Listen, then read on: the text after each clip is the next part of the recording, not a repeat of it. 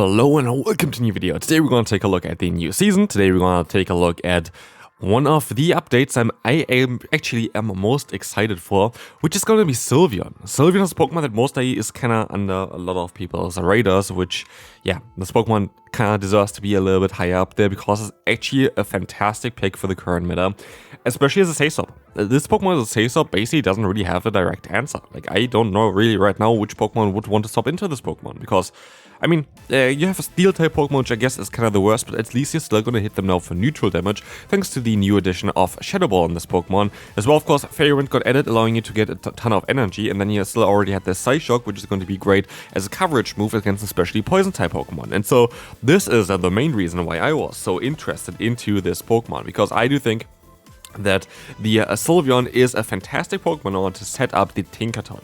Tinkaton, of course, you know already, has the Gigaton Hammer, and even if it's resisted, as you can see here as well, it does so much damage. And so we can try to utilize it in this team here today, and this team was a lot of fun, and this team was quite successful. Of course, we are early on into the season.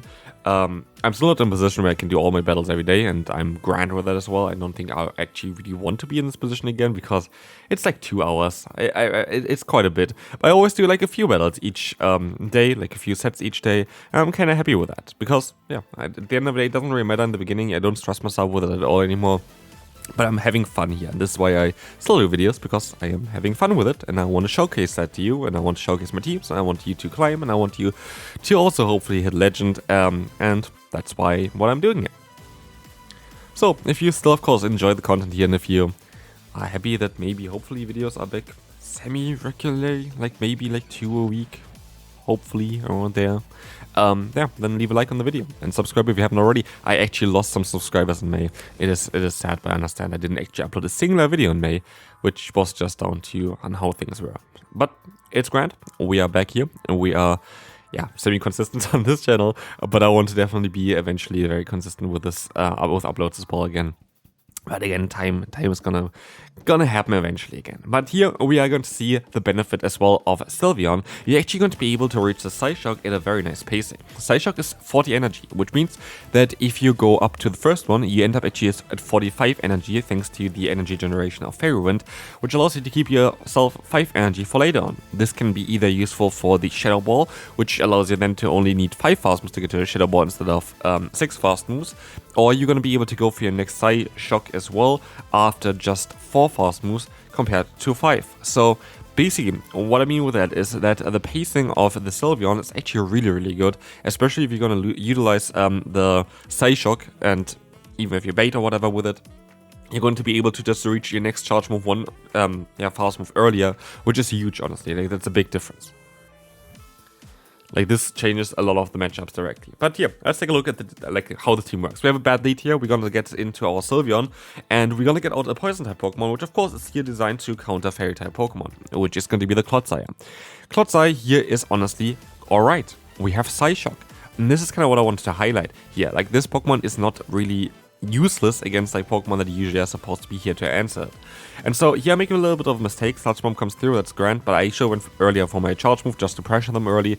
At this point, it just makes sense to shield for me again, because I know I will be able to at least get the knockout, the shield advantage, or like, not shield advantage, like both shields on the opponent, or like one shield and a knockout, like something here at least I'm going to be able to get. This is CMP time, and this is going to be a Psyshock getting the final shield. And so while they hard countered me so far, I actually was able now to put the opponent into a position where I can farm them down with my Corsola. I was late at swapping out here, I should have stopped a little bit faster. To be fair, I did swap out as soon as I could, but the opponent just played it very well there. I kind of have to give it to them as well.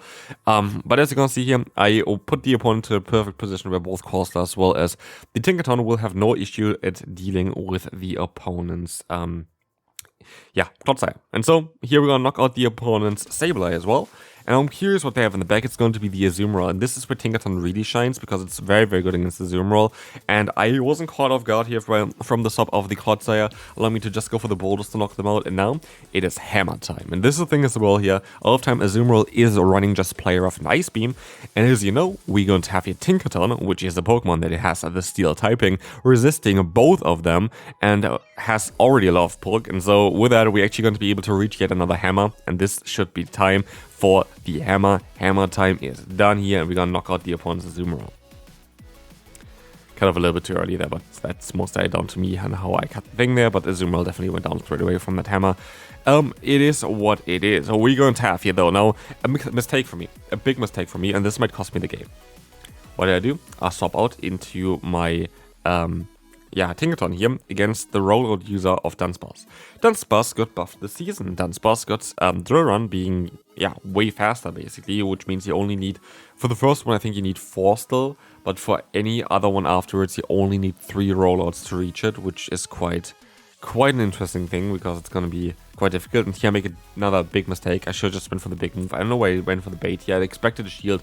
I didn't get a shield, and with that, this game is just going kind of quite bad, but this is down to me making mistakes. Like, that is just not really the team's fault itself. If I just went for the hard-hitting Gigaton Hammer, this Pokemon would be gone already at this point. If I just swapped out into my Sylveon, I would have had a more neutral matchup, because of course Drill Run is super effective against the Tinkerton. I thought most likely gonna be a Licky if it's a rollout normal type user, but it wasn't. So that was my mistake. Cove played it way better.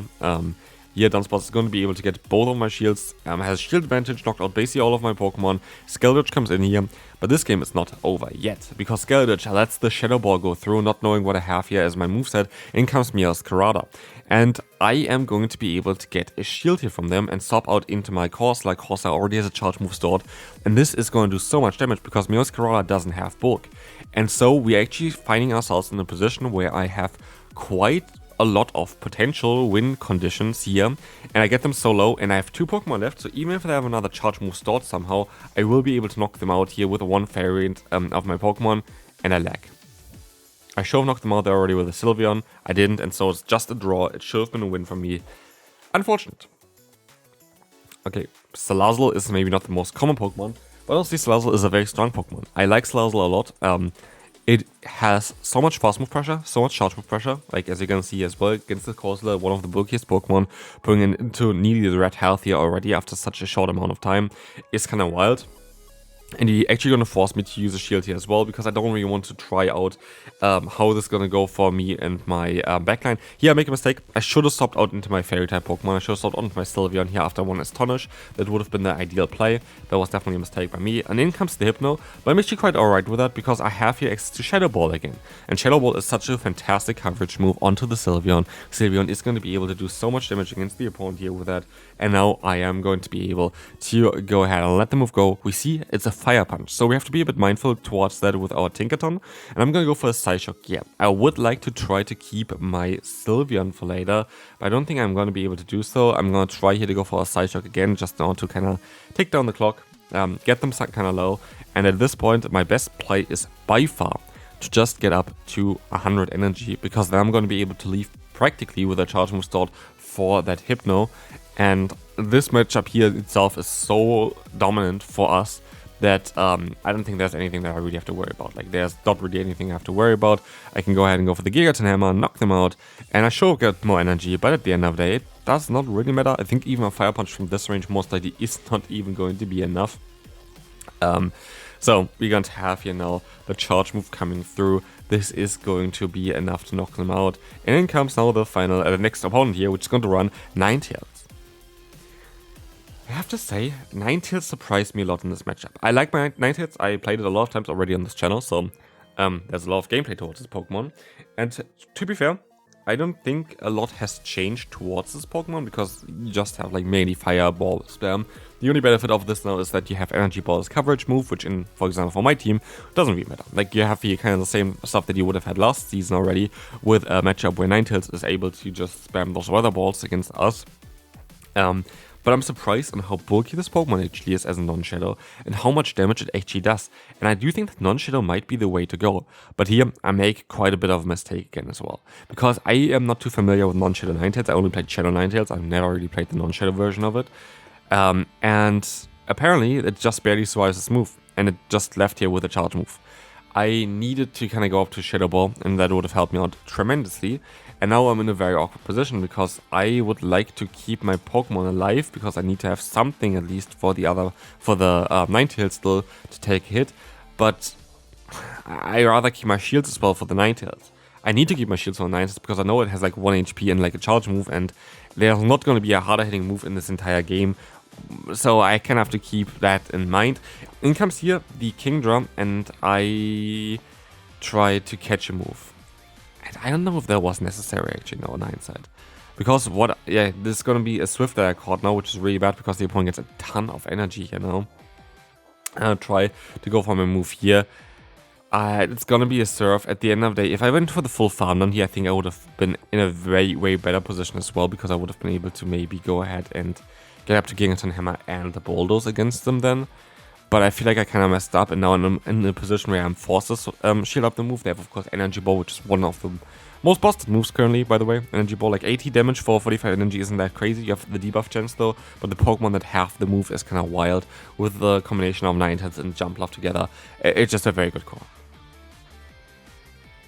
Alrighty, we're going to have Licky in the lead, of course, horrible lead for ourselves. In comes our Say-Sub of the Sylveon, and we're going to get out the Aegislash. And this is kind of where this Pokemon just kind of showcases on why it's such a good Say-Sub. Like, it's one of the best Say-Subs in the current game, I would say, honestly, Sylveon.